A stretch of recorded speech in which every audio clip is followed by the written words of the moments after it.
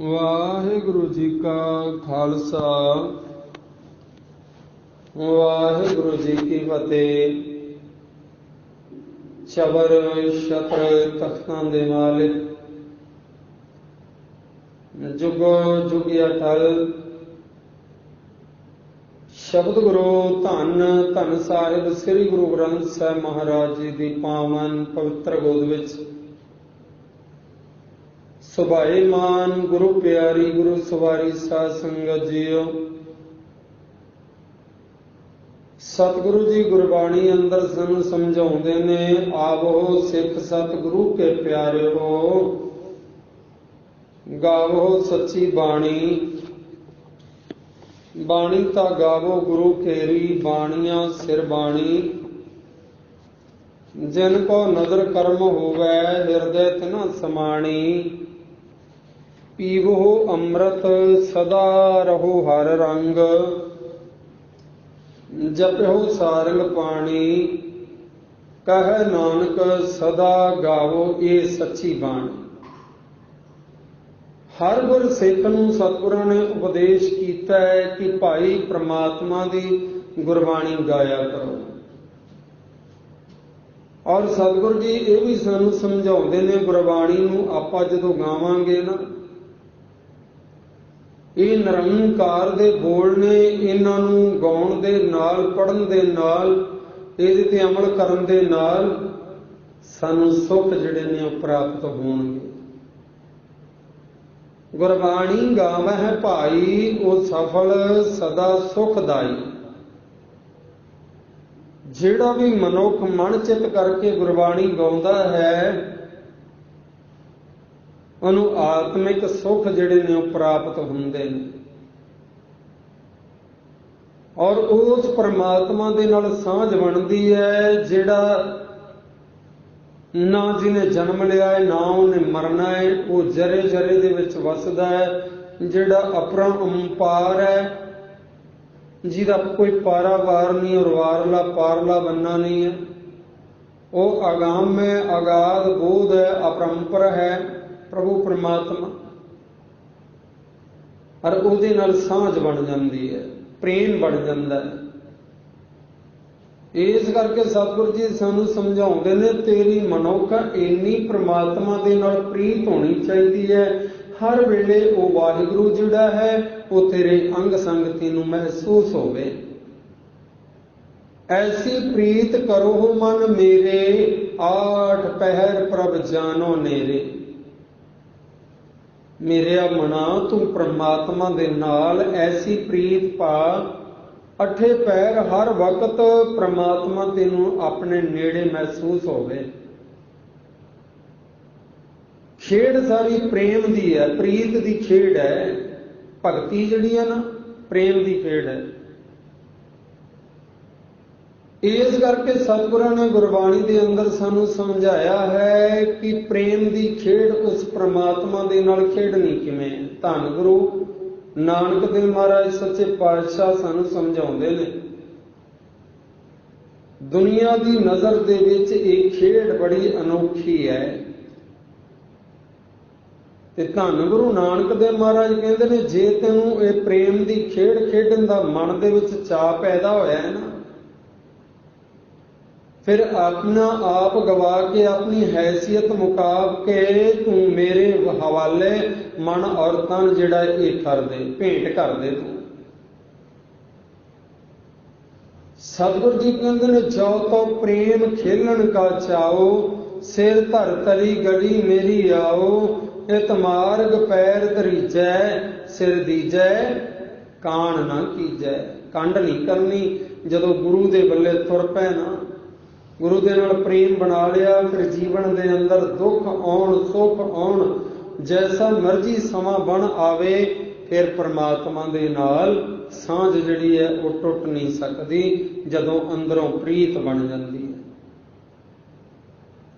ਇਸ ਕਰਕੇ ਸਤਿਗੁਰੂ ਜੀ ਸਾਨੂੰ ਸਮਝਾਉਂਦੇ ਨੇ ਕਿ ਭਾਈ ਉਸ ਪਰਮਾਤਮਾ ਤਾਂ ਪ੍ਰੇਮ ਦੀ ਖੇਡ ਖੇਡਣੀ ਚਾਹੁੰਦਾ ਹੈ, ਆਪਾਂ ਵੀ ਉਹਦੇ ਨਾਲ ਪ੍ਰੇਮ ਕਰੀਏ। 1% ਪ੍ਰਮਾਤਮਾ ਨਾਲ ਆਪਾਂ ਪ੍ਰੇਮ ਕਰਾਂਗੇ ਨਾ, ਤੇ ਕਰੋੜਾਂ ਗੁਣਾ ਉਹ ਪ੍ਰਮਾਤਮਾ ਜਿਹੜਾ ਹੈ ਉਹ ਸਾਡੇ ਨਾਲ ਪ੍ਰੇਮ ਕਰਦਾ ਹੈ। ਭਾਈ ਗੁਰਦਾਸ ਜੀ ਪ੍ਰਮਾਣ ਕਰਦੇ ਨੇ, ਚਰਨ ਸ਼ਰਨ ਗੁਰ ਏਕ ਪੈਂਡਾ ਜਾਏ ਚੱਲ, ਸਤਿਗੁਰ ਕੋਟ ਪੈਂਡਾ ਆਗੇ ਹੋਏ ਲੇਤ ਹੈ।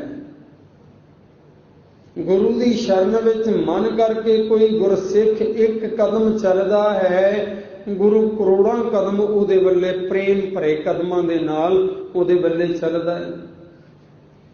ਇਸ ਕਰਕੇ ਸਤਿਗੁਰ ਜੀ ਸਾਨੂੰ ਸਮਝਾਉਂਦੇ ਨੇ, ਭਾਈ ਜਿਸ ਪ੍ਰਮਾਤਮਾ ਦਾ ਆਦ ਅੰਤ ਨਹੀਂ ਪੈ ਸਕਦਾ ਉਹਦੇ ਨਾਲ ਪ੍ਰੀਤ ਬਣ ਸਕਦੀ ਹੈ। ਵੱਡੇ ਵੱਡੇ ਦੇਵੀ ਦੇਵਤੇ ਜਿਹੜੇ ਸੀ, ਰਿਸ਼ੀ ਮੁਨੀ, ਬੜੇ ਆਪਣੇ ਆਪ ਨੂੰ ਕਹਿੰਦੇ ਕਹਾਉਂਦੇ ਵੀ ਉਸ ਪ੍ਰਮਾਤਮਾ ਦਾ ਆਦ ਅੰਤ ਨਹੀਂ ਲੱਭ ਸਕੇ। ਅੱਜ ਦੇ ਪਾਵਨ ਪਵਿੱਤਰ ਸ਼ਬਦ ਦੇ ਅੰਦਰ ਸਤਿਗੁਰਾਂ ਨੇ ਐਸੀ ਬਖਸ਼ਿਸ਼ ਕੀਤੀ ਹੈ। ਰੋਜ਼ਾਨਾ ਦੀ ਤਰ੍ਹਾਂ ਆਓ ਅੱਜ ਦੇ ਇਸ ਪਾਵਨ ਪਵਿੱਤਰ ਸ਼ਬਦ ਦੇ ਵਿਚਾਰ ਦੇ ਨਾਲ ਜੁੜਨ ਤੋਂ ਪਹਿਲਾਂ ਰਸਨਾ ਕਰੀਏ ਪਵਿੱਤਰ ਤੇ ਆਖੋ ਜੀ ਸਤਿਨਾਮ ਸ੍ਰੀ ਵਾਹਿਗੁਰੂ ਸਾਹਿਬ ਜੀ। ਸਤਿਨਾਮ ਸ੍ਰੀ ਵਾਹਿਗੁਰੂ ਸਾਹਿਬ ਜੀ। ਗੁਜਰੀ ਮਹਲਾ ਪਹਿਲਾ। ਨਾਭ ਕਮਲ ਤੇ ਬ੍ਰਹਮਾ ਉਪਜੇ, ਵੇਦ ਪੜੈ ਮੁਖ ਕੰਠ ਸਵਾਰ, ਤਾਕੋ ਅੰਤ ਨ ਜਾਈ ਲਖਣਾ, ਆਵਤ ਜਾਤ ਰਹੇ ਗੋਬਾਰ।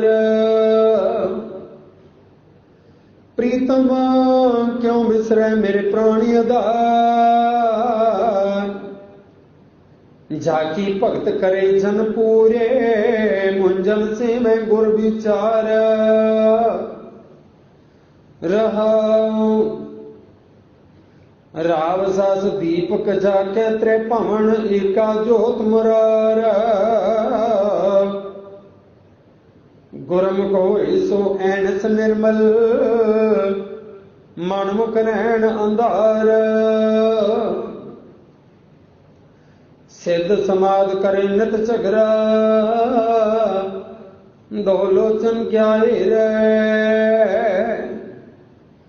ਅੰਤਰ ਜੋਤ ਸ਼ਬਦ ਧੁਨ ਜਾਗੈ, ਸਤਿਗੁਰ ਝਗਰ ਨਵੇਰੇ।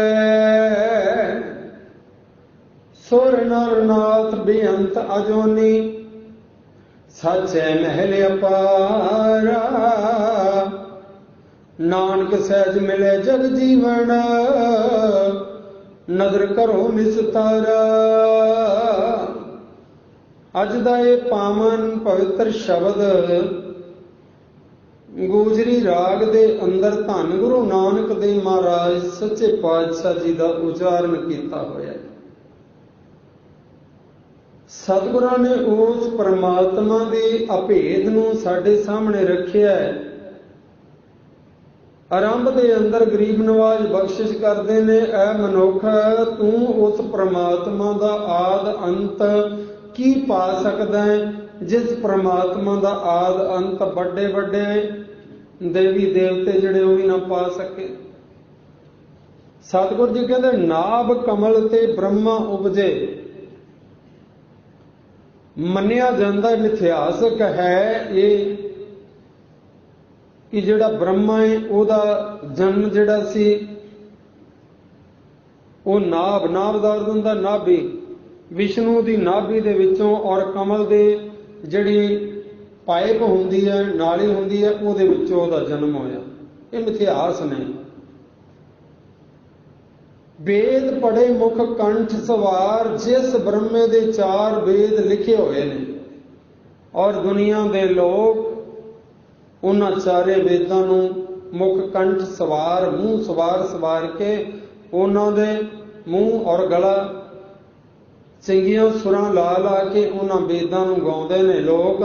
ਉਹ ਬ੍ਰਹਮਾ ਜਿਹੜਾ ਸੀ ਉਹ ਸਤਿਗੁਰੂ ਜੀ ਕਹਿੰਦੇ ਨੇ ਇਹ ਮਿਥਿਹਾਸ ਹੈ ਕਿ ਵਿਸ਼ਨੂੰ ਦੀ ਨਾਭੀ ਦੇ ਵਿੱਚੋਂ ਉਹ ਕਮਲ ਦੇ ਫੁੱਲ, ਔਰ ਕਮਲ ਦੇ ਫੁੱਲ ਦੇ ਵਿੱਚੋਂ ਉਹ ਬ੍ਰਹਮਾ ਜਿਹੜਾ ਸੀ ਉਹਦੀ ਉਪਜ ਹੋਈ ਸੀ। ਤੇ ਸਤਿਗੁਰੂ ਜੀ ਕਹਿੰਦੇ ਤਾਕੋ ਅੰਤ ਨਾ ਜਾਈ ਲਖਣਾ। ਉਸ ਪਰਮਾਤਮਾ ਦਾ ਉਹ ਬ੍ਰਹਮੇ ਦੇ ਕੋਲੋਂ ਆਦ ਅੰਤ ਕੀ ਪੈਣਾ ਸੀ। ਆਵਤ ਜਾਤ ਰਹੇ ਗੋਬਾਰ। ਕਈ ਯੁੱਗ ਉਹ ਜਿਸ ਪੈਪ ਰਾਹੀਂ ਉਹਦਾ ਜਨਮ ਹੋਇਆ ਸੀ ਨਾ, ਕਮਲ ਦੀ ਜਿਹੜੀ ਨਾਲੀ ਹੁੰਦੀ ਹੈ, ਤਣਾ ਹੁੰਦਾ ਹੈ, ਕਈ ਜਨਮ ਉਹਦੇ ਵਿੱਚ ਹੀ ਘੁੰਮਦਾ ਰਿਹਾ ਸੀ ਕਿ ਮੈਂ ਇਹਦਾ ਸਿਰਾ ਕੋਈ ਲੱਭ ਲਵਾਂ। ਉਹਨੂੰ ਉਹਦਾ ਸਿਰਾ ਨਹੀਂ ਸੀ ਲੱਭਿਆ। ਤੇ ਸਤਿਗੁਰੂ ਜੀ ਕਹਿੰਦੇ ਪ੍ਰਮਾਤਮਾ ਦਾ ਸਿਰਾ ਕੀ ਲੱਭਣਾ, ਉਹਦਾ ਆਦ ਅੰਤ ਕੀ ਲੱਭਣਾ। ਇਸ ਕਰਕੇ ਸਤਿਗੁਰੂ ਜੀ ਕਹਿੰਦੇ ਤਾਕੋ ਅੰਤ ਨਾ ਜਾਈ ਲਖਣਾ। ਪ੍ਰਮਾਤਮਾ ਦਾ ਆਦ ਅੰਤ ਲਖਿਆ ਨਹੀਂ ਜਾ ਸਕਦਾ, ਲੱਭਿਆ ਨਹੀਂ ਜਾ ਸਕਦਾ। ਇਸ ਕਰਕੇ ਬ੍ਰਹਮਾ ਦੀ ਕੀ ਹਾਲਤ ਹੋਈ, ਆਵਤ ਜਾਤ ਆਉਂਦਾ ਜਾਂਦਾ ਰਿਹਾ, ਰਹਿ ਗੁਬਾਰ। ਗੁਬਾਰ ਦਾ ਅਰਥ ਹੁੰਦਾ ਹਨੇਰੇ ਦੇ ਵਿੱਚ। ਹਨੇਰੇ ਦੇ ਵਿੱਚ ਹੀ ਉਹ ਕਈ ਬਹੁਤ ਸਾਰਾ ਸਮਾਂ ਜਿਹੜਾ ਸੀ ਉਹ ਉੱਥੇ ਹੀ ਘੁੰਮਦਾ ਰਿਹਾ। ਉਹਨੂੰ ਪ੍ਰਮਾਤਮਾ ਦਾ ਆਦ ਅੰਤ ਕਿੱਥੇ ਲੱਭਣਾ ਸੀ। ਪ੍ਰੀਤਮ ਕਿਉਂ ਵਿਸਰੈ ਮੇਰੇ ਪ੍ਰਾਣੀ ਆਧਾਰਿਆ। ਜਾ ਕੀ ਭਗਤ ਕਰੇ ਜਨ ਪੂਰੇ ਮੁਨ ਜਨ ਸੇ ਮੈਂ ਗੁਰ ਵਿਚਾਰ। ਪ੍ਰੀਤਮ ਐ ਮੇਰੇ ਪਿਆਰੇ ਪ੍ਰੀਤਮ ਵਾਹਿਗੁਰੂ ਜੀ, ਕਿਉਂ ਵਿਸਰੈ ਮੇਰੇ ਪ੍ਰਾਣ ਆਧਾਰ। ਮੇਰੇ ਮਾਲਕਾ ਤੂੰ ਮੇਰੇ ਪ੍ਰਾਣਾਂ ਦਾ ਆਸਰਾ ਹੈ। ਆਧਾਰ ਦਾ ਅਰਥ ਹੁੰਦਾ ਆਸਰਾ। ਤੂੰ ਮੇਰੇ ਪ੍ਰਾਣਾਂ ਦਾ ਆਸਰਾ ਹੈ ਤੇ ਫਿਰ ਮੇਰੇ ਤੋਂ ਵਿਸਰਨਾ ਕਿਉਂ ਹੈ। ਕਦੇ ਕਿਸੇ ਵੀ ਐਸਾ ਸਮਾਂ ਨਾ ਆਵੇ ਜਦੋਂ ਤੇਰਾ ਨਾਮ ਮੇਰੇ ਤੋਂ ਵਿਸਰ ਜਾਵੇ। ਵਿਸਰ ਨਾਹੀ ਦਾਤਾਰ ਆਪਣਾ ਨਾਮ ਦੇਹੋ। ਗੁਣ ਗਾਵਾਂ ਦਿਨ ਰਾਤ ਨਾਨਕ ਚਾਉ ਇਹੋ। ਮੇਰੇ ਮਨ ਦੇ ਵਿੱਚ ਇਹ ਚਾਹ ਪੈਦਾ ਹੋਇਆ ਹੈ ਕਿ ਤੇਰੇ ਮੈਂ ਗੁਣਾਂ ਨੂੰ ਸਦਾ ਹੀ ਗਾਉਂਦਾ ਰਹਾਂ। ਔਰ ਸਤਿਗੁਰੂ ਜੀ ਕਹਿੰਦੇ ਨੇ ਇਸੇ ਕਰਕੇ ਮੇਰੇ ਪ੍ਰਭੂ ਜੀ ਪ੍ਰੀਤਮ ਮੇਰੇ ਪਿਆਰੇ ਸਤਿਗੁਰੂ, ਕਿਉਂ ਵਿਸਰੈ ਮੇਰੇ ਪ੍ਰਾਣ ਆਧਾਰ। ਤੂੰ ਮੇਰੇ ਪ੍ਰਾਣਾਂ ਦਾ ਆਸਰਾ ਹੈ। ਇਸ ਕਰਕੇ ਤੂੰ ਮੇਰੇ ਹਿਰਦੇ ਦੇ ਅੰਦਰੋਂ ਕਿਉਂ ਵਿਸਰਦਾ ਹੈ। ਜਾਗੀ ਭਗਤ ਕਰੇ ਜਨ ਪੂਰੇ। ਪੂਰੇ ਜਨ, ਜਨ ਦਾ ਅਰਥ ਹੁੰਦਾ ਸੇਵਕ। ਐ ਮੇਰੇ ਵਾਹਿਗੁਰੂ ਤੇਰੀ ਭਗਤੀ ਪੂਰੇ ਜਿਹੜੇ ਤੇਰੇ ਸੇਵਕ ਨੇ ਉਹ ਮਨ ਚਿਤ ਲਾ ਕੇ ਕਰਦੇ ਨੇ। ਜਾ ਕੀ ਭਗਤ ਕਰੇ ਜਨ ਪੂਰੇ। ਪੂਰੇ ਜਨ ਜਿਹੜੇ ਨੇ ਉਹ ਭਗਤੀ ਤੇਰੀ ਕਰਦੇ ਨੇ। ਮਨ ਜਨ ਸੇਵੈ ਗੁਰ ਵਿਚਾਰ। ਰਿਸ਼ੀ ਮੁਨੀ ਜਿਹੜੇ ਨੇ ਉਹ ਵੀ ਤੇਰਾ ਸਿਮਰਨ ਕਰਦੇ ਨੇ ਗੁਰ ਵਿਚਾਰ, ਗੁਰੂ ਦੀ ਵਿਚਾਰ ਦੇ ਦੁਆਰਾ। ਰਹਾਉ ਰਾਵ ਸਸ ਦੀਪਕ ਜਾ ਕੇ ਤ੍ਰਿ ਭਵਨ ਏਕਾ ਜੋਤ ਮੁਰਾਰ। ਗੁਰਮੁਖੋ ਸੁਵੈਨਸ ਨਿਰਮਲ ਮਨਮੁਖ ਰਹਿਣ ਅੰਧਾਰ। ਰਾਵ ਸਸ, ਰਵ ਦਾ ਅਰਥ ਹੁੰਦਾ ਹੈ ਸੂਰਜ, ਸਸ ਦਾ ਅਰਥ ਹੁੰਦਾ ਹੈ ਚੰਦਰਮਾ। ਸਤਿਗੁਰੂ ਜੀ ਕਹਿੰਦੇ ਤੇਰੀ ਬਣੀ ਹੋਈ ਹੈ ਕਾਇਨਾਤ ਦੇ ਅੰਦਰ ਇਹ ਦੋ ਨਿੱਕੇ ਨਿੱਕੇ ਦੀਵੇ ਨੇ। ਦੀਪਕ, ਦੀਪਕ ਦਾ ਅਰਥ ਹੁੰਦਾ ਦੀਵੇ। ਆਪਣੇ ਵਾਸਤੇ ਤਾਂ ਸੂਰਜ ਔਰ ਚੰਦਰਮਾ ਬੜੇ ਵੱਡੇ ਨੇ, ਸਾਰੀ ਧਰਤੀ ਨੂੰ ਰੌਸ਼ਨ ਕਰਦੇ ਪਏ ਨੇ, ਕਿੱਡੇ ਵੱਡੇ ਨੇ। ਪਰ ਪ੍ਰਮਾਤਮਾ ਨੇ ਪਤਾ ਨਹੀਂ ਕਿੰਨੀਆਂ ਹੀ ਇਹੋ ਜਿਹੀਆਂ ਧਰਤੀਆਂ ਬਣਾਈਆਂ ਨੇ, ਕਿੰਨੇ ਹੀ ਆਕਾਸ਼ ਬਣਾਏ ਨੇ, ਕਿੰਨੇ ਪਤਾਲ ਬਣਾਏ ਨੇ, ਇਹ ਤਾਂ ਉਹ ਹੀ ਜਾਣਦਾ ਹੈ। ਕਿੰਨੇ ਸੂਰਜ ਬਣਾਏ ਨੇ, ਕਿੰਨੇ ਚੰਦਰਮੇ ਬਣਾਏ ਨੇ, ਕੋਈ ਆਦ ਅੰਤ ਨਹੀਂ ਹੈ ਉਸ ਪ੍ਰਮਾਤਮਾ ਦਾ। ਪਾਤਾਲਾਂ ਪਾਤਾਲ ਲੱਖ ਆਗਾਸਾਂ ਆਗਾਸ। ਲੱਖਾਂ ਪਤਾਲ ਲੱਖਾਂ ਆਕਾਸ਼ ਬਣਾਏ ਪਏ ਨੇ ਉਸ ਪ੍ਰਮਾਤਮਾ ਨੇ। ਉਹਦਾ ਆਦ ਅੰਤ ਕਿੱਥੇ ਪੈ ਸਕਦਾ ਹੈ। ਸਾਨੂੰ ਤਾਂ ਆਪਣੇ ਘਰ ਦੇ ਵਿੱਚ ਪਈ ਹੋਈ ਚੀਜ਼ ਜਿਹੜੀ ਹੈ ਕੁਝ ਸਮਾਂ ਪਹਿਲਾਂ ਰੱਖੀ ਹੋਵੇ ਤੇ ਉਹ ਨਹੀਂ ਲੱਭਦੀ। ਪ੍ਰਮਾਤਮਾ ਦਾ ਕਿਸੇ ਨੇ ਆਦ ਅੰਤ ਕੀ ਪਾਉਣਾ ਹੈ। ਜਿਹਨੇ ਕਰੋੜਾਂ ਖੰਡ ਬ੍ਰਹਿਮੰਡ ਬਣਾ ਕੇ ਸਾਰਿਆਂ ਦੇ ਵਿੱਚ ਜੀਵ ਪੈਦਾ ਕਰਕੇ ਸਾਰਿਆਂ ਦੀ ਦੇਖਭਾਲ ਆਪ ਕਰਦਾ ਪਿਆ ਹੈ, ਸਾਰਿਆਂ ਵਿੱਚ ਆਪ ਰਮਿਆ ਹੋਇਆ, ਸਾਰਿਆਂ ਨੂੰ ਪਾਲਣ ਹਾਰਾ ਹੈ, ਉਹਦਾ ਆਦ ਅੰਤ ਕੌਣ ਪਾ ਸਕਦਾ ਹੈ। ਇਸ ਕਰਕੇ ਸਤਿਗੁਰੂ ਜੀ ਕਹਿੰਦੇ ਨੇ ਰਾਵ ਸਸ ਦੀਪਕ ਜਾ ਕੇ ਤ੍ਰੈ ਭਵਨ। ਤੇਰੇ ਤਿੰਨਾਂ ਭਵਨਾਂ ਦੇ ਵਿੱਚ ਇਹ ਸੂਰਜ ਔਰ ਚੰਦਰਮਾ ਦੀਵੇ ਨੇ। ਦੀਪਕ ਦੀਵੇ ਨੇ ਏਕਾ ਜੋਤ ਮੁਰਾਰ, ਐ ਮੇਰੇ ਮੁਰਾਰ ਮੇਰੇ ਪ੍ਰਭੂ ਜੀ, ਇੱਕੋ ਤੇਰੀ ਜੋਤ ਅਕਾਲ ਪੁਰਖ ਦੀ ਹੀ ਇਹਨਾਂ ਸਾਰੀਆਂ ਵਾਸਤੂਆਂ ਦੇ ਵਿੱਚ ਵਸਦੀ ਪਈ ਹੈ। ਸੂਰਜ ਔਰ ਚੰਦਰਮੇ ਦੇ ਵਿੱਚ ਵੀ ਤੇਰੀ ਜੋਤ ਹੀ ਹੈ ਕੰਮ ਕਰ ਰਹੀ, ਉਹਦੇ ਵਿੱਚ ਵੀ ਤੂੰ ਆਪ ਹੀ ਕੰਮ ਕਰ ਰਹੇ ਹੈ, ਵਰਤ ਰਹੇ ਹੈ ਤੂੰ ਆਪ। ਤੇ ਸਤਿਗੁਰੂ ਜੀ ਕਹਿੰਦੇ ਗੁਰਮੁਖ ਹੋਵੇ ਸੋ ਐਨਸ ਨਿਰਮਲ, ਜਿਹੜਾ ਗੁਰਮੁਖ ਬਣ ਗਿਆ, ਗੁਰਮੁਖ ਦਾ ਅਰਥ ਹੁੰਦਾ ਗੁਰੂ ਵੱਲੇ ਮੁਖ ਕਰਨ ਵਾਲਾ, ਗੁਰਮੁਖ ਹੈ। ਗੁਰੂ ਦੇ ਹਰ ਉਪਦੇਸ਼ ਨੂੰ ਮੰਨਣ ਵਾਲਾ ਉਹ ਗੁਰਮੁਖ ਹੈ। ਔਰ ਸਤਿਗੁਰੂ ਜੀ ਕਹਿੰਦੇ ਜਿਹੜਾ ਗੁਰਮੁਖ ਹੋ ਗਿਆ ਨਾ, ਆਪਣੇ ਮਾਲਕ ਦੇ ਉਪਦੇਸ਼ ਨੂੰ ਮੰਨਦਾ ਹੈ, ਸੋ ਐਨਸ ਨਿਰਮਲ, ਐਨਸ ਦਾ ਅਰਥ ਹੁੰਦਾ, ਇਹ ਦਾ ਅਰਥ ਹੁੰਦਾ ਦਿਨ, ਨਿਸ ਦਾ ਅਰਥ ਹੁੰਦਾ ਰਾਤ, ਦਿਨ ਰਾਤ ਉਹ ਨਿਰਮਲ ਹੈ, ਮੈਲ ਤੋਂ ਰਹਿਤ ਹੈ, ਵਿਕਾਰਾਂ ਤੋਂ ਰਹਿਤ ਹੈ, ਕਾਮ ਕ੍ਰੋਧ ਲੋਭ ਮੋਹ ਹੰਕਾਰ ਦੇ ਲੇਪ ਤੋਂ ਉਹ ਰਹਿਤ ਹੋ ਜਾਂਦਾ ਹੈ ਜਿਹੜਾ ਗੁਰਮੁਖ ਬਣ ਗਿਆ। ਮਨਮੁਖ ਰੈਣ ਅੰਧਾਰ, ਰੈਣ ਦਾ ਅਰਥ ਹੁੰਦਾ ਰਾਤ, ਅੰਧਾਰ ਦਾ ਅਰਥ ਹੁੰਦਾ ਹਨੇਰੇ ਦੇ ਵਿੱਚ। ਮਨਮੁਖ ਜਿਹੜਾ ਹੈ ਉਹ ਹਨੇਰੇ ਦੇ ਵਿੱਚ ਹੀ ਹੈ। ਹਨੇਰੇ ਦੇ ਵਿੱਚ ਕਿਉਂ ਹੈ? ਕਿਉਂਕਿ ਗੁਰੂ ਦੀ ਸਿੱਖਿਆ ਪ੍ਰਾਪਤ ਨਹੀਂ ਕੀਤੀ, ਇਸ ਕਰਕੇ ਹਨੇਰੇ ਦੇ ਵਿੱਚ ਹੈ। ਤੇ ਸਤਿਗੁਰੂ ਜੀ ਕਹਿੰਦੇ ਜੇ ਗੁਰੂ ਦਾ ਉਪਦੇਸ਼ ਆਪਾਂ ਨਹੀਂ ਲੈਂਦੇ, ਗੁਰੂ ਨੂੰ ਮੰਨਦੇ ਨਹੀਂ ਨਾ, ਇੱਕ ਦੋ ਸੂਰਜ ਚੰਦਰਮਿਆਂ ਦੀ ਕਿਹੜੀ ਗੱਲ ਹੈ। ਸਤਿਗੁਰੂ ਜੀ ਕਹਿੰਦੇ ਨੇ ਹਜ਼ਾਰਾਂ ਜਿਹੜੇ ਨੇ ਉਹ ਸੂਰਜ ਚੜ੍ਹ ਪੈਣ ਤੇ ਸੈਂਕੜੇ ਚੰਦਰਮੇ ਚੜ੍ਹ ਪੈਣ, ਪਰ ਜੇ ਗੁਰੂ ਦੇ ਅੱਗੇ ਆਪਣਾ ਆਪ ਸਮਰਪਿਤ ਨਹੀਂ ਕੀਤਾ, ਗੁਰੂ ਨੂੰ ਆਪਣਾ ਆਪ ਭੇਟ ਨਹੀਂ ਕੀਤਾ, ਗੁਰੂ ਦੇ ਉਪਦੇਸ਼ ਨੂੰ ਮੰਨਿਆ ਨਹੀਂ, ਤੇ ਸਤਿਗੁਰੂ ਜੀ ਕਹਿੰਦੇ ਸਮਝ ਲਓ ਤੇਰਾ ਜੀਵਨ ਹਨੇਰਾ ਹੀ ਹੈ।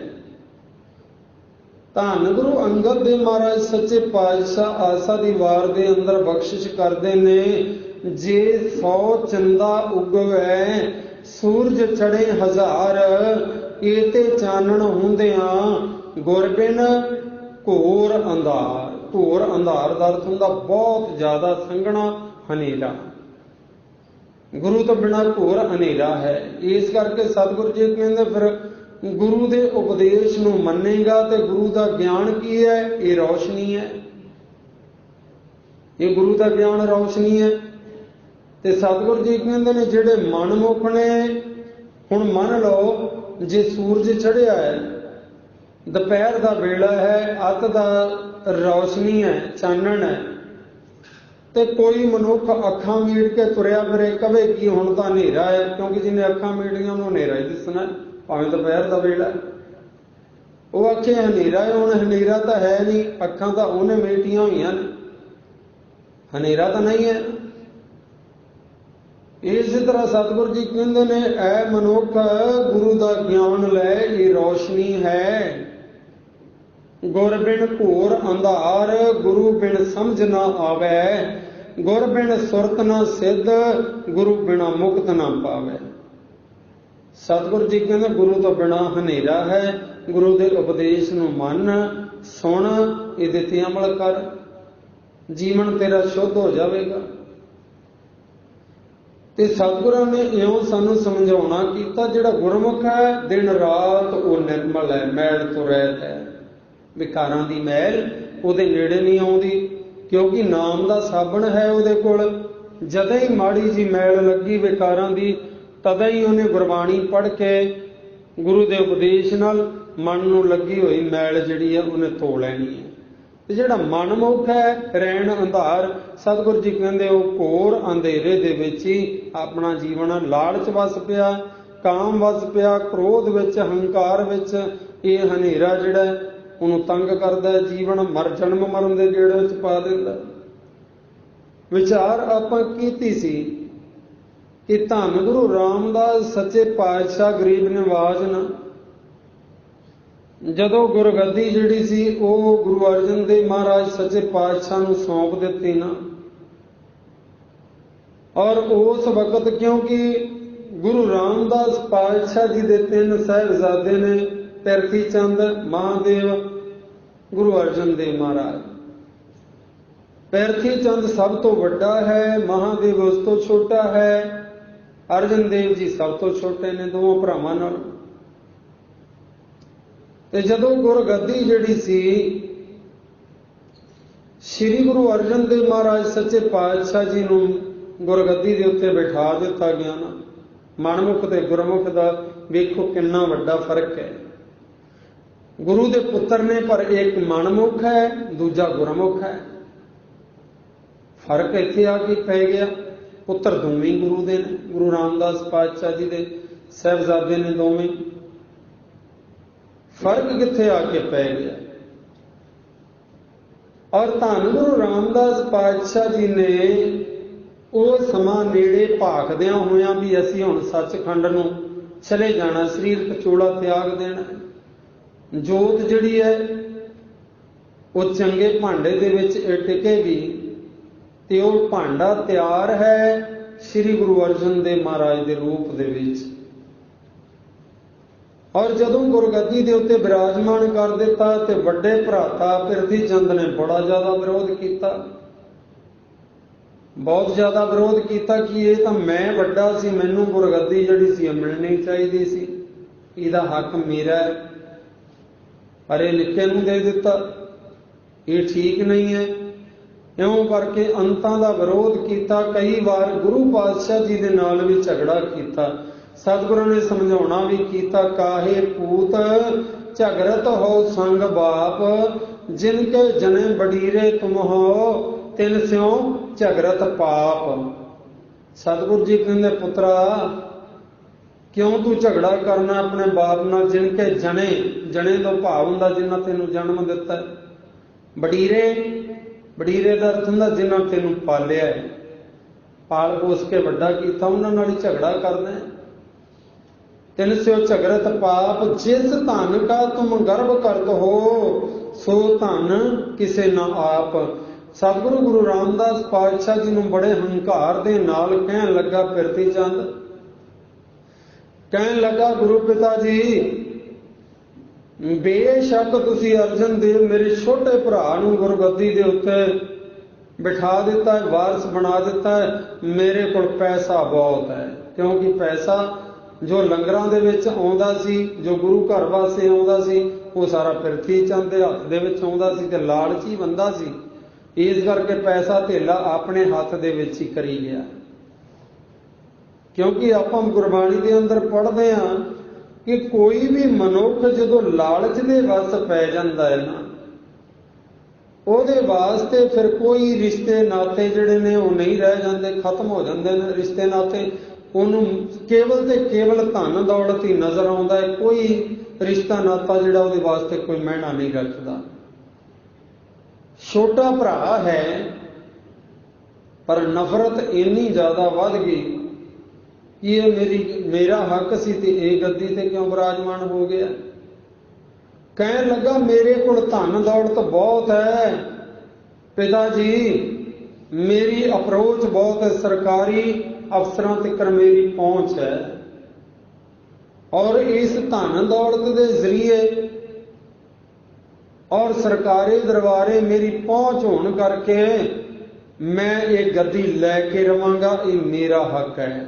ਪਰ ਇਹਨੂੰ ਘੋੜੇ ਨੂੰ ਪਤਾ ਨਹੀਂ ਕਿ ਇਹ ਗੁਰਗੱਦੀ ਜਿਹੜੀ ਹੈ ਇਹ ਕੋਈ ਨਿੱਜੀ ਜਾਇਦਾਦ ਨਹੀਂ ਹੈ ਕਿ ਜਿਹਦੇ ਉੱਤੇ ਵੱਡੇ ਦਾ ਹੀ ਹੱਕ ਹੈ।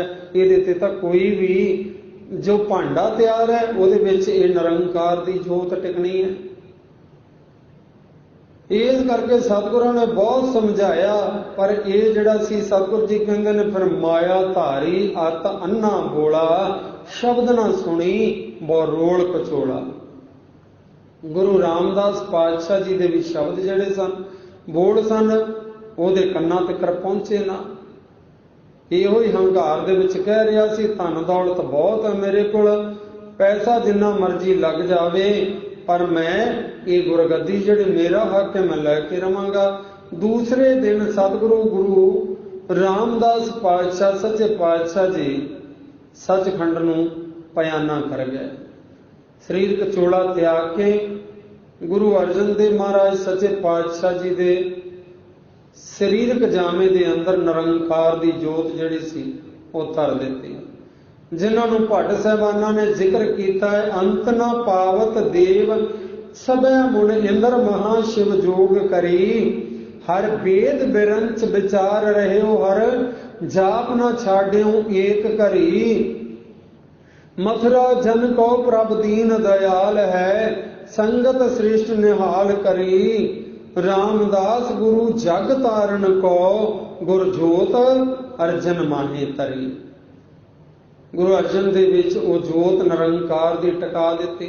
ਮਨਮੁਖ ਬੰਦੇ ਨਾ, ਜਿਨ੍ਹਾਂ ਨੂੰ ਗਿਆਨ ਤਾਂ ਹੁੰਦਾ ਹੈ ਪਰ ਗੁਰੂ ਤੇ ਭਰੋਸਾ ਨਹੀਂ ਹੁੰਦਾ, ਉਹਨਾਂ ਦੇ ਇੰਜ ਕਿਵੇਂ ਹੋ ਸਕਦਾ ਵੀ ਇੱਕ ਸਰੀਰ ਦੇ ਵਿੱਚੋਂ ਜੋਤ ਜਿਹੜੀ ਆ ਦੂਜੇ ਸਰੀਰ ਦੇ ਵਿੱਚ ਚੜੀ ਜਾ, ਇੰਜ ਕਿਵੇਂ ਹੋ ਸਕਦਾ? ਇੰਜ ਤਾਂ ਹੋ ਹੀ ਨਹੀਂ ਸਕਦਾ। ਮਨਮੁਖ ਬੰਦੇ ਗੱਲਾਂ ਕਰਦੇ ਨੇ, ਪਰ ਗੁਰਬਾਣੀ ਜੋ ਕਹਿੰਦੀ ਹੈ ਅਸੀਂ ਤਾਂ ਉਸ ਗੱਲ ਨੂੰ ਮੰਨਣਾ।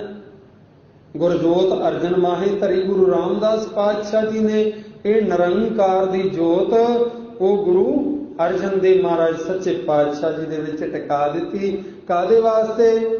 ਦੁਨੀਆ ਨੂੰ ਤਾਰਨ ਵਾਸਤੇ, ਸੰਸਾਰ ਦਾ ਭਲਾ ਕਰਨ ਵਾਸਤੇ।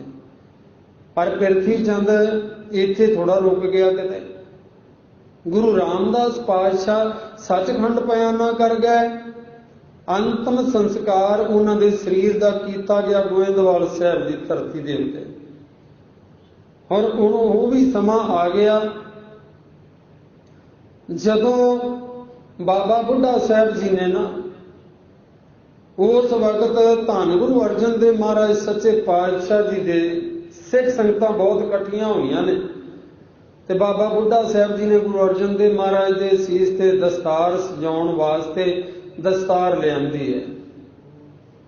ਤੇ ਪ੍ਰਿਥਵੀ ਚੰਦ ਜਿਹੜਾ ਵੇਖ ਰਿਹਾ ਸੀ ਉਹ ਕਹਿਣ ਲੱਗਾ ਇਹ ਤਾਂ ਮੇਰਾ ਹੱਕ ਹੈ ਬਾਬਾ ਬੁੱਢਾ ਜੀ, ਮੇਰੇ ਬਾਪੂ ਨੂੰ ਤਾਂ ਕਿਸੇ ਪ੍ਰਕਾਰ ਦੀ ਸਮਝ ਨਹੀਂ ਸੀ। ਕਈ ਬੋਲ ਕਬੋਲ ਬੋਲੇ ਸਤਿਗੁਰੂ ਗੁਰੂ ਰਾਮਦਾਸ ਪਾਤਸ਼ਾਹ ਵਾਸਤੇ। ਕਹਿਣ ਲੱਗਾ ਮੇਰੇ ਬਾਪੂ ਨੂੰ ਤਾਂ ਨਹੀਂ ਸੀ ਸਮਝ, ਤੁਹਾਡੀ ਤਾਂ ਇੰਨੀ ਵੱਡੀ ਉਮਰ ਹੋ ਗਈ ਹੈ, ਤੁਸੀਂ ਤਾਂ ਗੁਰੂ ਨਾਨਕ ਦੇਵ ਮਹਾਰਾਜ ਤੋਂ ਲੈ ਕੇ ਹੁਣ ਤੱਕ ਗੁਰਿਆਈ ਦਾ ਤਿਲਕ ਲਾਉਂਦੇ ਰਹਿ ਜੇ। ਗੁਰੂ ਨਾਨਕ ਦੇ ਘਰ ਦੇ ਵਿੱਚੋਂ ਵਰੋਸਾ ਹੋਏ ਹੋ ਤੇ ਤੁਹਾਨੂੰ ਵੀ ਇਹ ਪਤਾ ਨਹੀਂ ਸੀ ਕਿ ਇਹ ਮੇਰਾ ਹੱਕ ਹੈ। ਤੇ ਬਾਬਾ ਬੁੱਢਾ ਸਾਹਿਬ ਜੀ ਕਹਿਣ ਲੱਗੇ ਪ੍ਰਿਥਵੀ ਚੰਦ ਜੀ, ਇਹ ਨਿਰੰਕਾਰ ਦੀ ਜੋਤ ਹੈ, ਇਹਦੇ ਉੱਤੇ ਕੋਈ ਆਪਣਾ ਹੱਕ ਨਹੀਂ ਜਤਾ ਸਕਦਾ। ਇਹ ਜੈਸਾ ਨਿਰੰਕਾਰ ਦਾ ਹੁਕਮ ਹੁੰਦਾ ਹੈ ਉਹ ਉਸ ਸਰੀਰ ਦੇ ਵਿੱਚ ਇਹ ਜੋਤ ਟਿਕਦੀ ਹੈ।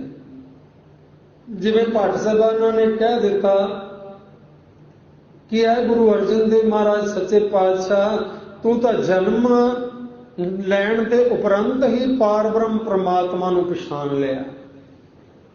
ਗੁਰੂ ਅਰਜਨ ਦੇਵ ਮਹਾਰਾਜ ਸੱਚੇ ਪਾਤਸ਼ਾਹ ਵਾਪਰਥਾਏ ਇਹ ਭੱਟ ਸਾਹਿਬਾਨ ਜ਼ਿਕਰ ਕਰਦੇ ਨੇ, ਤੈ ਜਨਮਤ ਗੁਰਮਤ ਬ੍ਰਹਮ ਪਛਾਣਿਓ। ਤੂੰ ਜਨਮ ਲੈਂਦੇ ਸਾਰੀ ਉਸ ਨਿਰੰਕਾਰ ਨੂੰ ਤੂੰ ਤਾਂ ਪਛਾਣ ਲਿਆ। ਇਸ ਕਰਕੇ ਨਿਰੰਕਾਰ ਦੀ ਜੋਤ ਤਾਂ ਗੁਰੂ ਅਰਜਨ ਦੇਵ ਮਹਾਰਾਜ ਦੇ ਵਿੱਚ ਟਿਕਣੀ ਸੀ, ਕਿਉਂਕਿ ਇਹ ਵਾਕ ਧੰਨ ਗੁਰੂ ਅਮਰਦਾਸ ਸੱਚੇ ਪਾਤਸ਼ਾਹ ਜੀ ਨੇ ਵੀ ਕੀਤੇ ਸੀ। ਦੋਹਤਾ ਬਾਣੀ ਕਾ ਬੋਹਿ ਥਾ। ਇੰਨੀਆਂ ਵੱਡੀਆਂ ਬਖਸ਼ਿਸ਼ਾਂ ਹੋਈਆਂ।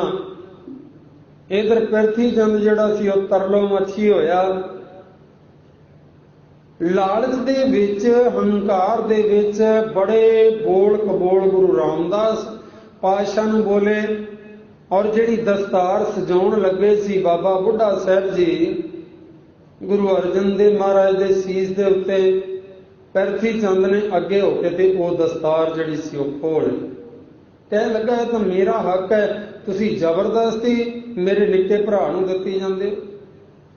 ਇਹ ਗੁਰਗੱਦੀ ਇਹ ਮੇਰਾ ਹੱਕ ਸੀ, ਮੇਰੇ ਪਿਤਾ ਨੂੰ ਤਾਂ ਨਹੀਂ ਸੀ ਪਤਾ। ਬਾਬਾ ਬੁੱਢਾ ਜੀ ਤੁਸੀਂ ਤਾਂ ਸਮਝਦਾਰ ਸੀ, ਤੁਸੀਂ ਵੀ ਉਹਨਾਂ ਦੇ ਵੱਲ ਦੇ ਹੋ ਗਏ। ਕਈ ਬੋਲ ਕਬੋਲ ਬੋਲੇ।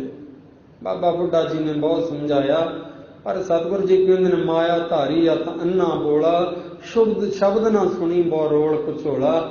ਲਾਲਚ ਦਾ ਜਿਸ ਦੇ ਅੰਦਰ ਵਾਸਾ ਹੋ ਜਾਂਦਾ ਨਾ, ਉਹਨੂੰ ਛੋਟਾ ਭਰਾ ਵੀ ਜਿਹੜਾ ਪੁੱਤਰਾਂ ਵਰਗਾ ਹੁੰਦਾ ਉਹ ਵੀ ਦੁਸ਼ਮਣ ਲੱਗਦਾ ਹੈ।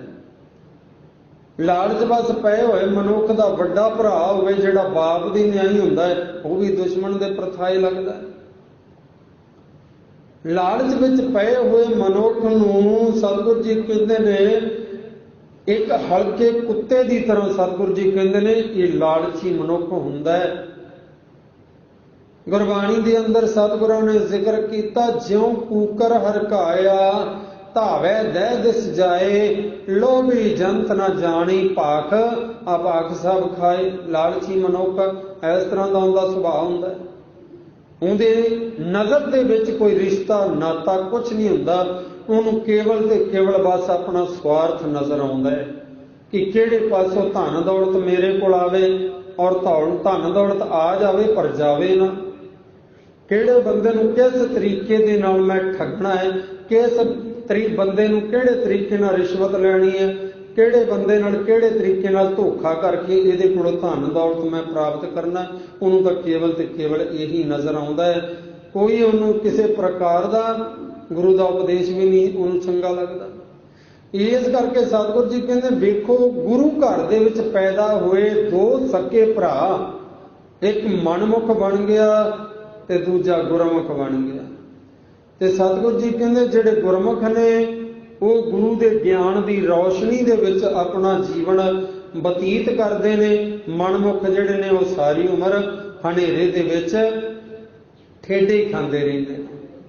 ਇਉਂ ਕਰਕੇ ਧੰਨ ਗੁਰੂ ਨਾਨਕ ਦੇਵ ਮਹਾਰਾਜ ਸੱਚੇ ਪਾਤਸ਼ਾਹ ਜੀ ਸਾਨੂੰ ਸਮਝਾਉਂਦੇ ਨੇ ਕਿ ਭਾਈ ਗੁਰਮੁਖ ਹੋਏ ਸੋ ਐਨਸ ਨਿਰਮਲ। ਜਿਹੜਾ ਗੁਰਮੁਖ ਹੈ ਉਹ ਗੁਰੂ ਅਰਜਨ ਦੇਵ ਮਹਾਰਾਜ ਸੱਚੇ ਪਾਤਸ਼ਾਹ ਦੀ ਤਰ੍ਹਾਂ ਉਹ ਤਾਂ ਨਿਰਮਲ ਹੈ, ਉਹਨਾਂ ਦੇ ਨਿਰਮਲ ਮੈਲ ਤੋਂ ਰਹਿਤ ਹੈ, ਉਹਨਾਂ ਦੇ ਵਿੱਚ ਤਾਂ ਹੀ ਜੋਤ ਟਿਕ ਗਈ। ਮਨਮੁਖ ਰਹਿਣ ਅੰਧਾਰ, ਤੇ ਜਿਹੜਾ ਮਨਮੁਖ ਹੈ ਭਾਵ ਗੁਰੂ ਦੀ ਗੱਲ ਨਹੀਂ ਮੰਨਦਾ, ਮਨ ਦੇ ਪਿੱਛੇ ਚੱਲਣ ਵਾਲਾ ਪਿਰਥੀ ਚੰਦ ਜੀ ਭਾਵੇਂ ਗੁਰੂ ਦਾ ਪੁੱਤਰ ਹੀ ਹੈ ਫਿਰ ਵੀ ਮਨਮੁਖ ਬਣਿਆ, ਗੁਰੂ ਵੱਲੇ ਮੁਖ ਨਹੀਂ ਹੈ, ਰਹਿਣ ਅੰਧਾਰ, ਉਹ ਹਨੇਰਾ ਹੀ ਸਾਰੀ ਉਮਰ ਢੋਂਦਾ ਰਿਹਾ, ਗੁਰੂ ਘਰ ਨਾਲ ਵਿਰੋਧ ਹੀ ਕਰਦਾ ਰਿਹਾ। ਧੰਨ ਗੁਰੂ ਅਰਜਨ ਦੇਵ ਮਹਾਰਾਜ ਸੱਚੇ ਪਾਤਸ਼ਾਹ ਜੀ ਨਾਲ ਸਾਰੀ ਉਮਰ ਵੱਡੇ ਭਰਾ ਨੇ ਇਹਨੇ ਵਿਰੋਧ ਕੀਤਾ। ਵਿਰੋਧ ਵੀ ਇਹੋ ਜਿਹਾ ਕੀਤਾ, ਸਰਕਾਰੇ ਦਰਬਾਰੇ ਰਲ ਰਲ ਕੇ ਇਹਨੂੰ ਸਤਿਗੁਰੂ ਗੁਰੂ ਅਰਜਨ ਦੇਵ ਮਹਾਰਾਜ ਨੂੰ ਤਤੀਆਂ ਲੋਹਾਂ ਤੇ ਕਰੇ ਨੇ ਪਹੁੰਚਾ ਕੇ ਰਿਹਾ। ਸਕਾ ਭਰਾ ਸੀ ਭਾਵੇਂ, ਪਰ ਮਾਇਆ ਦੇ ਵਿੱਚ ਇੰਨਾ ਜ਼ਿਆਦਾ ਆਪਣੇ ਆਪ ਨੂੰ ਗ੍ਰਸਤ ਕਰ ਚੁੱਕਾ ਸੀ ਕਿ ਛੋਟੇ ਭਰਾ ਨੂੰ ਵੀ ਉਹਨੇ ਦੁਸ਼ਮਣ ਸਮਝਿਆ। ਪਰ ਗੁਰੂ ਅਰਜਨ ਦੇਵ ਮਹਾਰਾਜ ਸੱਚੇ ਪਾਤਸ਼ਾਹ ਦਾ ਜੀਵਨ ਪੜ੍ਹੀਏ ਤੇ ਉਹਨਾਂ ਕਿਸੇ ਵੇਲੇ ਵੀ ਵੱਡੇ ਭਰਾ ਦਾ ਕਦੇ ਵੀ ਵਿਰੋਧ ਨਹੀਂ ਕੀਤਾ, ਕਦੇ ਵੀ ਵਿਰੋਧ ਨਹੀਂ ਸੀ ਉਹਨਾਂ ਕੀਤਾ। ਵੱਡੇ ਭਰਾ ਨੂੰ ਬੜਾ ਪ੍ਰੇਮ ਦੇ ਨਾਲ, ਪ੍ਰੇਮ ਸਹਿਤ ਹਰ ਵੇਲੇ ਬੁਲਾਉਂਦੇ ਸਨ, ਭਾਵੇਂ ਅੱਗੋਂ ਪ੍ਰੇਮ ਦੇ ਬਦਲੇ ਨਫ਼ਰਤ ਹੀ ਮਿਲਦੀ ਸੀ। ਪਰ ਗੁਰੂ ਅਰਜਨ ਦੇਵ ਮਹਾਰਾਜ ਤਾਂ ਸੱਚੇ ਪਾਤਸ਼ਾਹ ਭਣ ਮਥੁਰਾ ਕਛ ਭੇਦ ਨਹੀਂ, ਗੁਰ ਅਰਜਨ ਪ੍ਰਤੱਖ ਹਰ, ਪ੍ਰਤੱਖ ਪ੍ਰਮਾਤਮਾ ਦਾ ਰੂਪ ਨੇ। ਇਸ ਕਰਕੇ ਸਤਿਗੁਰੂ ਜੀ ਕਹਿੰਦੇ ਨੇ ਫਿਰ ਮਨਮੁਖ ਰਹਿਣ ਅੰਧਾਰ, ਜਿਹੜੇ ਮਨਮੁਖ ਨੇ ਉਹ ਜੀਵਨ ਦੀ ਰਾਤ ਜਿਹੜੀ ਹਨੇਰੇ ਦੇ ਵਿੱਚ ਹੀ ਬਤੀਤ ਕਰਦੇ ਨੇ। ਇਸ ਕਰਕੇ ਗਰੀਬ ਨਵਾਜ਼ ਸਤਿਗੁਰੂ ਜੀ ਕਹਿੰਦੇ ਨੇ ਆਮ ਮਨੁੱਖਾਂ ਦੀ ਗੱਲ ਕੀ ਕਰੀਏ, ਸਿੱਧ ਸਮਾਦ ਕਰੇ ਨਿਤ ਝਗੜਾ, ਦੋ ਲੋਚਨ ਕਿਆ ਹੀਰੈ, ਅੰਤਰ ਜੋਤ ਸ਼ਬਦ ਤੁਨ ਜਾਗੈ, ਸਤਿਗੁਰ ਝਗਰ ਨਵੇਰੈ। ਸਿੱਧ ਪੁੱਜੇ ਹੋਏ ਜੋਗੀ ਜਿਹੜੇ ਨੇ ਉਹਨਾਂ ਨੂੰ ਸਿੱਧ ਕਿਹਾ ਜਾਂਦਾ। ਸਤਿਗੁਰੂ ਜੀ ਕਹਿੰਦੇ ਬੜੇ ਬੜੇ ਸਿੱਧ ਜਿਹੜੇ ਨੇ ਉਹ ਸਮਾਦ ਕਰੇ ਨਿਤ ਝਗੜਾ, ਮਨ ਦੇ ਨਾਲ ਰੋਜ਼ਾਨਾ ਝਗੜਾ ਕਰਦੇ ਨੇ। ਮਨ ਜਿਹੜਾ ਹੈ ਉਹ ਕਾਬੂ 'ਚ ਆਉਂਦਾ ਨਹੀਂ, ਲੰਮੀਆਂ ਲੰਮੀਆਂ ਸਮਾਧੀਆਂ ਲਾ ਲਾ ਕੇ ਉਹ ਨਿਤ ਹੀ ਮਨ ਦੇ ਨਾਲ ਝਗੜਾ ਕਰਦੇ ਨੇ। ਦੋ ਲੋਚਨ ਕਿਆ ਹੀਰਾ, ਪਰ ਅਸਲ ਵਿੱਚ ਇਹਨਾਂ ਦੋ ਲੋਚਨ, ਲੋਚਨ ਦਾ ਅਰਥ ਹੁੰਦਾ ਅੱਖਾਂ, ਇਹਨਾਂ ਦੋਹਾਂ ਅੱਖਾਂ ਦੇ ਨਾਲ ਉਹਨਾਂ ਨੇ ਕਦੇ ਆਪਣੇ ਅੰਦਰ ਝਾਤੀ ਨਹੀਂ ਮਾਰੀ। ਕਿਆ ਹੀਰਾ, ਉਹਨਾਂ ਨੂੰ ਕੀ ਦਿਸਦਾ ਹੈ? ਕੁਛ ਵੀ ਪ੍ਰਮਾਤਮਾ ਨਜ਼ਰ ਨਹੀਂ ਆਇਆ। ਤੇ ਸਤਿਗੁਰੂ ਜੀ ਕਹਿੰਦੇ ਨੇ ਅੰਤਰ ਜੋਤ ਸ਼ਬਦ ਧੁਨ ਜਾਗੈ। ਕਾਹਦੇ ਨਾਲ? ਸਤਿਗੁਰ ਝਗਰ ਨਵੇਰੈ। ਜੇ ਸਤਿਗੁਰੂ ਕਿਰਪਾ ਕਰ ਦੇਵੇ ਨਾ, ਅੰਤਰ ਜੋਤ, ਅੰਤਰ ਜਿਹੜੀ ਜੋਤ ਸਾਡੇ ਜਗਦੀ ਪਈ ਹੈ ਹਰੇਕ ਮਨੁੱਖ ਦੇ ਅੰਦਰ ਹੈ। ਨਿਰੰਕਾਰ ਦੀ ਜੋਤ ਤੋਂ ਕੋਈ ਵੀ ਸਰੀਰ ਖਾਲੀ ਨਹੀਂ ਹੈ। ਜਿਹੜੇ ਦਿਨ ਉਹ ਜੋਤ ਵਿੱਚੋਂ ਨਿਕਲ ਜਾਂਦੀ ਹੈ ਉਸ ਦਿਨ ਕੀ ਹੋ ਜਾਂਦਾ? ਅੰਤ ਹੋ ਜਾਂਦਾ ਜੀਵਨ ਦਾ। ਤੇ ਸਤਿਗੁਰੂ ਜੀ ਕਹਿੰਦੇ ਅੰਤਰ ਜੋਤ ਸ਼ਬਦ ਧੁਨ ਜਾਗੈ।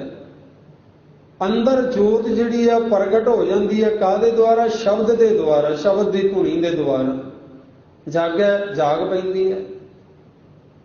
ਸਤਿਗੁਰ ਝਗਰ ਨਵੇਰੇ। ਤੇ ਸਤਿਗੁਰੂ ਜੀ ਜੀਵਨ ਦੇ ਅੰਦਰ ਮਨ ਦੇ ਵਿੱਚ ਪਿਆ ਹੋਇਆ ਵਿਕਾਰਾਂ ਦਾ ਝਗੜਾ ਉਹ ਸਤਿਗੁਰੂ ਨਿਬੇੜ ਦਿੰਦਾ ਹੈ, ਖਤਮ ਕਰ ਦਿੰਦਾ ਝਗੜਾ। ਇਹ ਵਿਕਾਰ ਹੀ ਸਾਨੂੰ ਤੰਗ ਕਰਦੇ ਨੇ। ਇਹਨਾਂ ਦੇ ਜ਼ਰੀਏ ਜੀਵਨ ਦੇ ਅੰਦਰ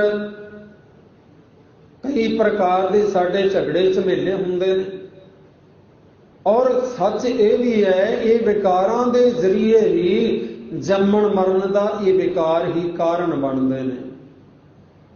ਇਸ ਕਰਕੇ ਸਤਿਗੁਰੂ ਜੀ ਕਹਿੰਦੇ ਨੇ, ਜਦੋਂ ਗੁਰੂ ਚਰਨਾਂ ਨਾਲ ਕੋਈ ਮਨੁੱਖ ਮਨ ਕਰਕੇ ਜੁੜ ਜਾਂਦਾ ਹੈ, ਅੰਤਰ ਜਗਦੀ ਹੋਈ ਜੋਤ ਜਿਹੜੀ ਹੈ ਗੁਰੂ ਦੇ ਸ਼ਬਦ ਦੇ ਦੁਆਰਾ ਉਹਦੀ ਸਮਝ ਆ ਜਾਂਦੀ ਹੈ, ਰੌਸ਼ਨੀ ਹੋ ਜਾਂਦੀ, ਗਿਆਨ ਹੋ ਜਾਂਦਾ ਹੈ।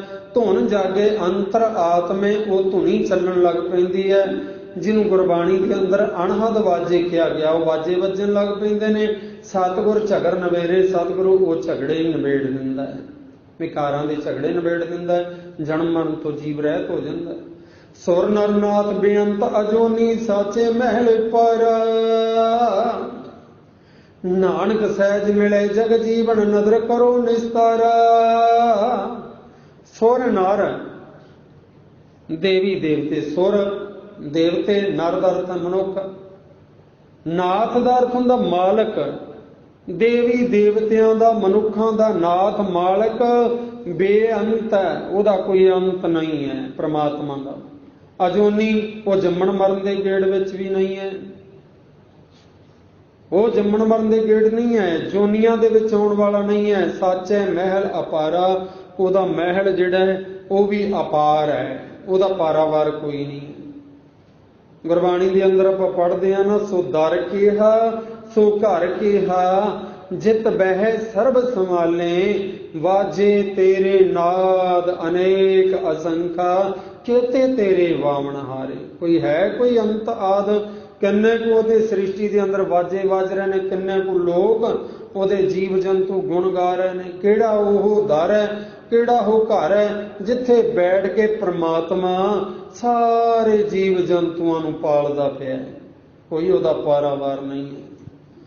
ਨਾਨਕ ਸਹਿਜ ਮਿਲੇ ਜਗ ਜੀਵਨ, ਸਤਿਗੁਰੂ ਜੀ ਕਹਿੰਦੇ ਗੁਰੂ ਦੀ ਕਿਰਪਾ ਹੋ ਜਾਵੇ ਨਾ, ਫਿਰ ਮਨ ਜਿਹੜਾ ਹੈ ਉਹ ਅਡੋਲ ਹੋ ਜਾਂਦਾ ਹੈ। ਅਡੋਲ ਦਾ ਅਰਥ ਹੁੰਦਾ ਡੋਲਣ ਤੋਂ ਬਚ ਜਾਂਦਾ ਹੈ। ਅਕਸਰ ਮਨੁੱਖ ਡੋਲਦਾ ਹੈ, ਜੇ ਜੀਵਨ ਦੇ ਅੰਦਰ ਦੁੱਖ ਆ ਜਾਣ ਮਨੁੱਖ ਡੋਲਦਾ ਹੈ, ਸੁੱਖ ਬਹੁਤੇ ਆ ਜਾਣ ਤਾਂ ਗੁਰੂ ਵੱਲੋਂ ਮੁੱਖ ਮੁੜ ਜਾਂਦਾ ਹੈ। ਤੇ ਸਤਿਗੁਰੂ ਜੀ ਕਹਿੰਦੇ ਨੇ, ਫਿਰ ਜਿਹੜਾ ਮਨੁੱਖ ਮਨ ਕਰਕੇ ਪ੍ਰਮਾਤਮਾ ਦੇ ਨਾਲ ਜੁੜ ਗਿਆ, ਨਾਨਕ ਸਹਿਜ ਮਿਲੇ ਜਗ ਜੀਵਨ, ਅਡੋਲ ਉਹਨਾਂ ਦਾ ਜੀਵਨ ਹੋ ਜਾਂਦਾ ਹੈ। ਪ੍ਰਮਾਤਮਾ ਵਾਹਿਗੁਰੂ ਜੀ ਦੇ ਨਾਲ ਮੇਲ ਹੋ ਜਾਂਦਾ। ਨਦਰ ਕਰੋ ਨਿਸਤਾਰਾ, ਪ੍ਰਮਾਤਮਾ ਦੀ ਮਿਹਰ ਭਰੀ ਨਜ਼ਰ ਦੇ ਨਾਲ ਉਹਦਾ ਨਿਸਤਾਰਾ ਹੋ ਜਾਂਦਾ। ਨਿਸਤਾਰਾ ਤੋਂ ਭਾਵ ਪਾਰ ਉਤਾਰਾ ਹੋ ਜਾਂਦਾ, ਜੰਮਣ ਮਰਨ ਤੋਂ ਉਹ ਰਹਿਤ ਹੋ ਜਾਂਦਾ। ਜਿਹੜਾ ਮਨੁੱਖ ਪ੍ਰਮਾਤਮਾ ਦੀ ਬੰਦਗੀ ਕਰਦਾ ਹੈ, ਦੁੱਖ ਦੇ ਵਿੱਚ ਵੀ ਉਹਦਾ ਸਿਮਰਨ ਕਰਦਾ ਹੈ, ਸੁੱਖਾਂ ਦੇ ਵਿੱਚ ਵੀ ਉਹਦਾ ਹਰ ਵੇਲੇ ਸ਼ੁਕਰਾਨਾ ਕਰਦਾ ਰਹਿੰਦਾ ਹੈ, ਐਸੇ ਜੀਵ ਭਵ ਜਲ ਸਾਗਰ ਤੋਂ ਪਾਰ ਹੋ ਜਾਂਦੇ ਨੇ, ਜੰਮਣ ਮਰਨ ਤੋਂ ਰਹਿਤ ਹੋ ਜਾਂਦੇ ਨੇ। ਆਪਾਂ ਵੀ ਯਤਨ ਕਰੀਏ, ਨਿਰੰਕਾਰ ਦੀ ਬੰਦਗੀ ਕਰੀਏ, ਭਗਤੀ ਕਰੀਏ, ਗੁਰਬਾਣੀ ਪੜ੍ਹੀਏ, ਗੁਰਬਾਣੀ ਤੇ ਅਮਲ ਕਰਕੇ ਸਾਡਾ ਮਨੁੱਖਾ ਜਨਮ ਸਫਲਾ ਹੋ ਜਾਵੇਗਾ, ਜੀਵਨ ਸੁਖੀ ਹੋ ਜਾਵੇਗਾ। ਸਤਿਗੁਰੂ ਜੀ ਕਹਿੰਦੇ, ਗੁਰਬਾਣੀ ਗਾਵਹਿ ਭਾਈ, ਉਹ ਸਫਲ ਸਦਾ ਸੁਖਦਾਈ। ਗੁਰਬਾਣੀ ਨੂੰ ਮਨ ਚਿੱਤ ਕਰਕੇ ਪੜ੍ਹੀਏ, ਸੁਣੀਏ, ਇਹਦੇ ਤੇ ਅਮਲ ਕਰੀਏ, ਸਾਡਾ ਜੀਵਨ ਜਿਹੜਾ ਹੈ ਉਹ ਸ਼ੁੱਧ ਹੋ ਜਾਵੇਗਾ। ਜਿੱਤ ਕੇ ਬਾਜੀ ਜੀਵਨ ਦੀ ਹਾਰ ਜਾਵਾਂਗੇ, ਹਾਰ ਕੇ ਨਹੀਂ ਜਾਵਾਂਗੇ। ਇਉਂ ਸਤਿਗੁਰਾਂ ਨੇ ਕਿਰਪਾ ਕੀਤੀ।